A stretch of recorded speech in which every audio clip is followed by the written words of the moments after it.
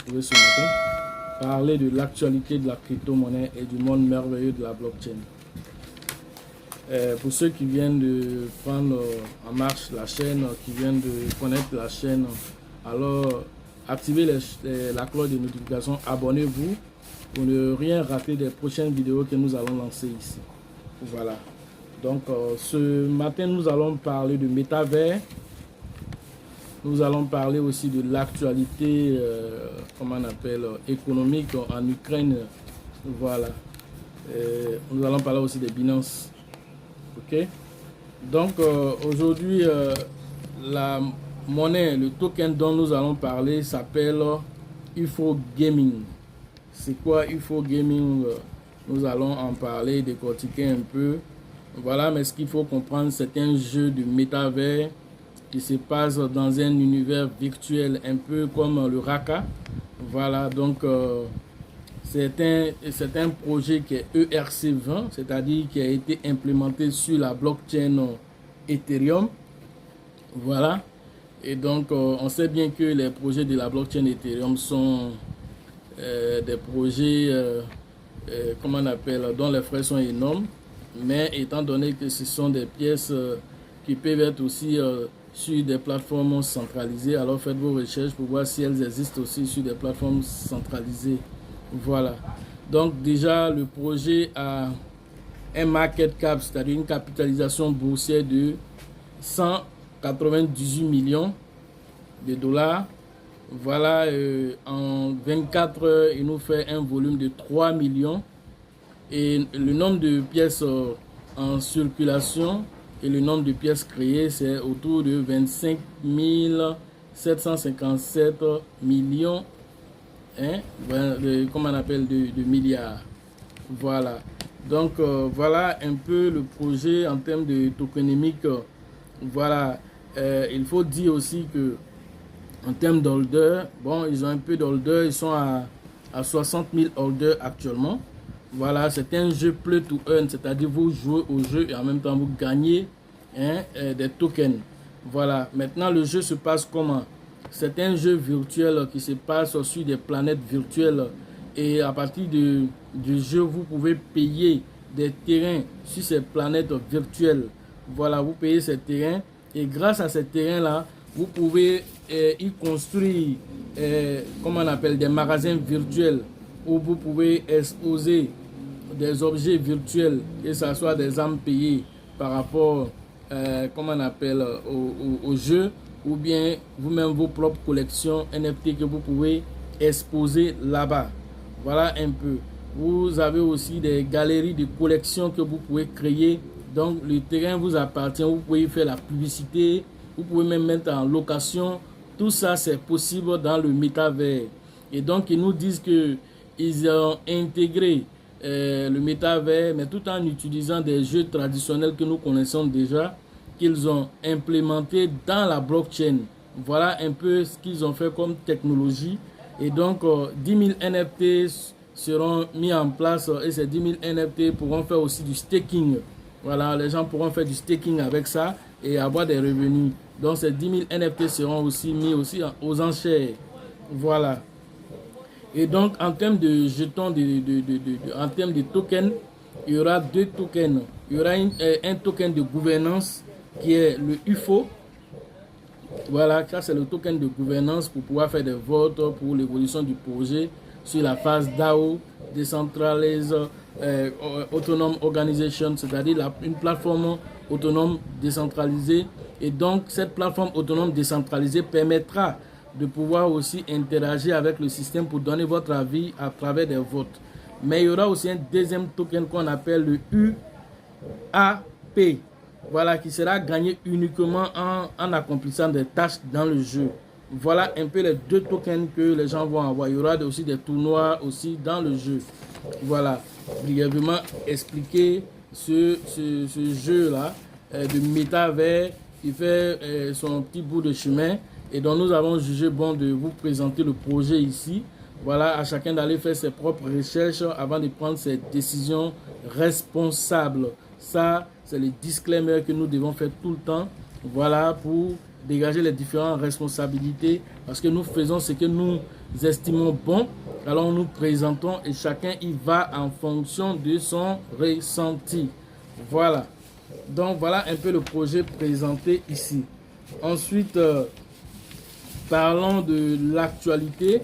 Les États-Unis, l'État du Tennessee vient de présenter aussi une loi pour autoriser les organismes publics locaux d'investir dans les crypto-monnaies et les NFT. Voilà, on a déjà parlé de Miami qui a sa propre crypto-monnaie. On parle aussi de New York qui va lancer aussi sa propre crypto-monnaie. Aujourd'hui, voilà le Tennessee qui est en train aussi de rentrer dans l'adoption des crypto-monnaies. Tout ça, c'est bon pour la crypto-monnaie. Nous faisons ce genre d'actualité pour que vous voyez où le monde est en train de partir, où l'argent est en train de partir. Parce que je vous dis, suivez toujours la trace de l'argent pour savoir ce qu'il faut faire. Voilà de quoi nous sommes en train de parler. La crypto-monnaie, c'est le meilleur investissement que vous puissiez vous offrir à ce 21e siècle. Voilà.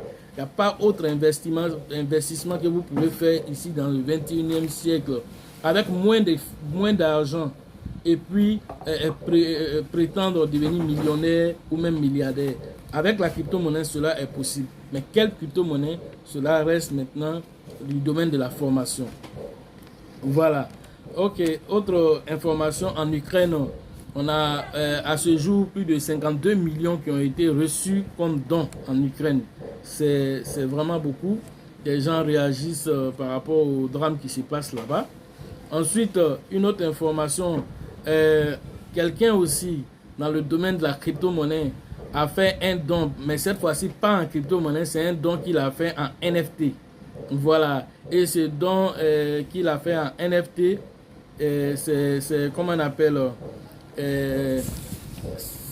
on appelle CryptoPunk. On appelle ça CryptoPunk Pixel. Voilà, ça fait une valeur de 200 000 $. Voilà, j'avoue que le NFT ne ressemble à rien. C'est genre un dessin de quelqu'un, genre qui est en train de fumer. Ben, le dessin même, j'avoue qu'il n'est pas beau, mais il est cher. Donc les NFT, c'est vraiment un monde assez bizarre parce que ce n'est pas la beauté comment on appelle, du dessin, c'est l'engouement qui est autour qui donne de la force, voilà, au NFT. Donc ce dernier-là a fait un don en NFT à l'Ukraine. Voilà. Ensuite, Binance a fait aussi un don de 10 millions de $ à l'Ukraine pour les aider. Bien qu'ils soient restés neutres dans la guerre qui se passe entre l'Ukraine et la Russie, mais quand même, ils ont tenté d'aider au moins l'Ukraine en donnant 10 millions de $ comme don. Voilà. Et donc c'est à noter, c'est intéressant, c'est montrer que la crypto-monnaie ne reste pas figée, mais la crypto-monnaie essaie d'apporter un plus durant cette situation dramatique. Voilà. Ok. Donc il y a aussi une artiste qui a aussi, comment on appelle, ils ont fait un NFT avec le drapeau ukrainien et la valeur est de 6,5 millions de $. Le NFT du drapeau ukrainien. Le NFT du drapeau ukrainien coûte 6,5 millions de $, le drapeau ukrainien. Ça, c'est un NFT qu'ils ont fait avec ça. Et ça, grâce à la blockchain. Voilà. Une autre artiste russe, elle, quant à elle, a brûlé son passeport. Elle a brûlé son passeport pour, comment on appelle, pour montrer son désarroi, pour montrer aussi, comment on appelle, son mécontentement face à l'invasion de la Russie en Ukraine. Voilà, donc c'est sa façon de revendiquer. Elle a brûlé, et quand elle a brûlé, elle a fait ça sous forme de NFT qu'elle a bloqué dans la blockchain encore. Donc vous voyez que grâce à la blockchain, tout est possible, et donc ça reste tache d'huile pour l'éternité dans la blockchain. Donc voilà un peu l'actualité au niveau de la crypto-monnaie. Voilà, donc le monde avance, voilà, les projets avancent. Aujourd'hui nous allons parler de métavers, et ce n'est pas le seul projet de métavers dont nous parlerons ici. C'est un projet qui est similaire au projet Raka, dont nous avons été les premiers ici à parler de Raka. Nous avons été les premiers à parler du projet Raka ici. Aujourd'hui, le projet est en train de faire son tour bonhomme de chemin. Et comme je l'ai dit, ce projet aussi a été à la base financé par Binance parce qu'ils ont participé à un concours, ils ont été lauréats, ils ont bénéficié de 100 millions de dollars pour lancer leur projet. Et donc, la mère d'Elon Musk fait partie des figures emblématiques de ce projet. Et donc, c'est un projet aussi qui risque aussi de faire mouche aussi dans les mois, les années à venir. Donc, c'est un projet de métavers aussi. Et donc, comme nous faisons partie des premières personnes à parler de ça sur les chaînes YouTube, et donc du coup, on vous dit que ce projet est similaire au projet UFO dont nous venons de parler ici. Et les deux même se font un petit combat parce que chacun essaie de montrer son talent. Voilà, donc il est bon d'en parler aussi parce que selon nous, le projet Raka a tellement du potentiel que voilà, c'est un projet qui peut facilement atteindre rapidement même les 1 $. Et donc d'ici 2025, nous avons déjà fait une prévision que ça peut atteindre 5 $ minima. Voilà, au minima, il peut atteindre 5 $ d'ici 2025.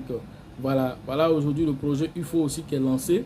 Et lorsque aussi la blockchain Ethereum va passer du proof of work au proof of stake, où les frais vont devenir très minimes, vous verrez que tous les projets qui sont dans le métavers et qui ont été implémentés sur la blockchain Ethereum vont exploser. C'est la même chose qui s'est passé avec les projets qui étaient dans le métavers, qui étaient méconnus, tels que Engine Coin. Engine Coin, c'est un projet qui est lancé depuis 2013. Engine Coin, c'est un projet de métavers depuis 2013. Il était là, il stagnait. Mana aussi, c'était un projet qui était là, mais qui stagnait. Mais dès que Facebook a fait une petite annonce pour le changement du nom du groupe pour devenir Meta, tous les projets qui étaient ensemencés ont été, réveillés. Et ces projets-là ont vu leur prix exploser à la hausse. Voilà, c'est la même chose qui va se passer lorsque Ethereum 2.0 sera effectif. Avec le staking, dont vous verrez les frais diminuer et tous les projets qui étaient en stand-by, même le Shiba, tous ces projets vont voir les montants exploser à la hausse parce que les frais vont devenir minimes. Parce que le programme va passer sur le layer 2, parce que le layer 1, la couche supérieure 1 est déjà engorgée. Et donc les frais sont énormes. Et les développeurs jouent au jeu d'enchères avec nous qui partons en tant qu'utilisateurs, utiliser ces plateformes pour soit vendre des NFT dans le métavers, soit acheter des NFT sur OpenSea. Donc tout ça, c'est pas intéressant. Mais lorsque il y aura toutes ces informations qui pourront être utilisées dans la blockchain et à moindre coût, les projets vont aller encore 2 fois à la hausse. Voilà, j'ai déjà fait cas de cela déjà dans une précédente vidéo. Alors regardez cette vidéo pour avoir plus d'informations. Voilà. Donc ce qu'on pouvait vous dire aujourd'hui, c'est ça. La chance accorde ses faveurs aux esprits avertis et aux esprits entrepreneurs. Et lorsque vous pensez que les opportunités sont devant vous, vous devez les saisir, ces opportunités-là, avant qu'elles ne deviennent évidentes aux yeux de tous. C'est de ça qu'il s'agit ici. Saisir l'opportunité pendant qu'il est temps. Voilà, donc nous présentons ces projets-là ici. C'est à vous de faire vos propres choix. Voilà, pour les formations en ligne, c'est tous les jours que nous faisons ces formations. Et avant même d'arriver sur la formation, on vient d'être interpellé encore que quelqu'un s'est fait ravir 300 milliards de baby doge, encore une fois de plus. C'est déplorable d'avoir ce genre d'informations, mais voilà encore quelqu'un qui, par manque de connaissances, qui a refusé de venir faire sa sécurisation, venir se former. Aujourd'hui, 300 milliards de pièces baby doge à les calculer, même si le baby doge est en baisse, mais c'est beaucoup d'argent qui est parti. Et quand nous projetons dans les années à venir, ces 300 milliards de pièces pourraient donner combien d'argent à cette personne-là? Vous voyez, c'est comme celui qui a vendu des 2 pizzas pour donner 10 000 bitcoins à quelqu'un. Aujourd'hui, quand on lui repose la question, et lui-même avec beaucoup de nostalgie, qui voit l'erreur qu'il a fait par manque de connaissances, parce que pensant que le Bitcoin n'allait pas donner quelque chose. C'est des millions et des millions, 10 000 Bitcoins. Allez-y calculer le prix du Bitcoin actuel qui est autour de 37 000 $. Alors multipliez ça par 10 000 pour savoir l'argent qu'il a foutu en l'air, parce qu'il n'est pas quelqu'un qui arrive à se projeter. Il n'est pas quelqu'un qui est visionnaire. Il n'est pas quelqu'un qui a la formation. Donc du coup, en cette période-là, il a bradé ses Bitcoins pour manger des pizzas dont il a déjà chié déjà en caca. C'est fini ça. Donc voilà, lorsque vous n'arrivez pas à vous projeter là, voilà des erreurs bêtes qu'on fait. Voilà, aujourd'hui, quand je parle de crypto-monnaie, quand je parle de se projeter, quand je parle de payer le Shiba en masse, quand je parle de payer le Baby Doge en masse, c'est fort des expériences vraiment, comment on appelle, douloureuses que moi-même j'ai traversées, et qu'aujourd'hui, vous, en tant que des investisseurs, vous n'avez pas à passer par les mêmes épreuves pénibles par lesquelles nous sommes passés en vendant nos 200 000 pièces de Dogecoin pour brader ça dans des business d'investissement bizarres, parce qu'on ne savait rien de pouvoir se projeter sans assez de recul, sans expérience, sans formation. Aujourd'hui, vous avez la possibilité de vous former, d'analyser les projets pour savoir ce qu'il faut faire et comment arriver à bon port en toute sécurité. Voilà. Il y a même un développeur, il n'est même pas dit n'importe qui, un développeur d'application blockchain lui-même qui a perdu 1000 bitcoins aussi. Pourquoi? Parce que il n'a pas fait de sécurisation au niveau de la blockchain. Il n'a pas de clé de sécurité, rien. Il a pensé que sa tête là, c'est ordinateur quantique qui est dedans. Et donc du coup, voilà que maintenant, il a fait la mise à jour de son ordinateur. Les bitcoins, ce sont comment on appelle, le mot de passe qui était préalablement enregistré dans l'ordinateur. Ça a effacé toutes les données et il revient, il a oublié. Il n'a pas noté quelque part, zéro. Vous voyez, c'est des erreurs de débutant, mais lui, pour lui, c'est même pas erreur de débutant, c'est de la négligence au plus haut niveau. Voilà, pour lui, c'est de la négligence au plus haut niveau, parce que c'est inconcevable pour quelqu'un qui est très nanti en formation, qui sait de quoi nous parlons, et que lui qui fait aussi ce genre d'erreurs aussi. C'est dommage quand on laisse les choses comme ça arriver. Voilà, donc la formation est la clé pour ne plus se retrouver dans ce genre de trucs. Quelqu'un qui perd ses 1000 milliards de Baby Doge. Aujourd'hui, on parle de 300 milliards de Baby Doge. Mais vraiment, c'est dommage. C'est dommage. Les portefeuilles de beaucoup de personnes sont marqués actuellement. Ils ne sont pas au courant.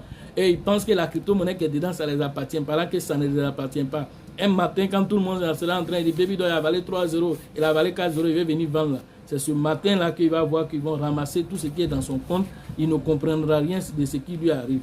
On répète et on finira jamais de répéter qu'il faut toujours se mettre à jour, il faut s'actualiser. Pour la formation, c'est toujours important.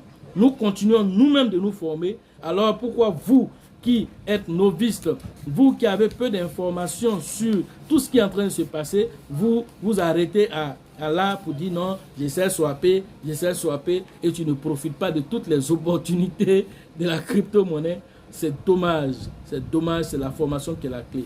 Et donc pour la formation au niveau d'Abidjan pour la 3e édition, rentrez en contact avec le leader Elisabeth, le leader Bill et le leader Georgette afin de pouvoir vous inscrire pour la 3e édition. Au niveau du Burkina, c'est prévu pour du 16 au 18 voilà, avril. Au niveau du Burkina, s'il n'y a pas de changement de date, c'est cette date-là qui est retenue pour le mois d'avril, du 16 au 18 du mois d'avril. Voilà. Et donc, rentrez en contact avec le leader Dieudonné pour vous inscrire à cette formation. Pour la formation au niveau de la RDC, voilà, c'est toujours avec le leader Faustin que vous devez interagir pour vous inscrire dans cette zone. Voilà. Pour la formation au niveau du Togo, c'est toujours avec le grand leader Abraham que vous devez interagir pour vos différentes inscriptions. La formation au niveau du Sénégal, c'est toujours avec le leader Mahama que vous devez interagir pour vos différentes inscriptions. La formation au niveau de San Pedro en Côte d'Ivoire, au niveau de la côte, c'est toujours avec le grand leader comment on appelle, le grand leader TB Joseph, que vous devez interagir. Et une réunion est prévue pour le 19 prochain, le 19 de ce mois-là, pour toutes les personnes qui sont sur le forum qu'il a mis en place. Alors, vous devez être à cette réunion pour avoir plus d'informations concernant la formation qui arrive à grands pas vers votre zone. Alors, soyez à cette réunion et big up à vous là-bas. Voilà, on va s'appeler au cours de cette réunion aussi parce que je serai présent en ligne pour échanger avec vous au cours de cette réunion. Voilà. Donc, en ce qui concerne la formation au niveau de Daoukro, c'est toujours avec le leader Yaya qui va interagir avec vous pour vos différentes inscriptions. Au niveau de Benguru, on a le leader Yapi qui va interagir avec vous. Au niveau de Korogo, on a le leader JJ, le grand leader JJ qui va interagir avec vous. Et au niveau du Grand Ouest, c'est le leader Nyawa, Joachim, qui va interagir avec vous pour vos différentes inscriptions. Voilà, et c'est un leader très dynamique et que je vois déjà qui est en train de faire tout. Et de toute façon, je vois les choses se mettre en place. Je pense que lui aussi, très rapidement, il va chercher à faire comment on appelle, la concurrence à Abidjan pour atteindre rapidement un certain nombre de formations dans sa zone parce qu'il veut vraiment aider les gens dans sa zone et il est très dynamique. Merci à toi, leader. Et sachez toujours que la chance accorde ses faveurs aux esprits avertis et aux esprits entrepreneurs. Et si vous pensez que la formation coûte cher, essayez l'ignorance. À la prochaine.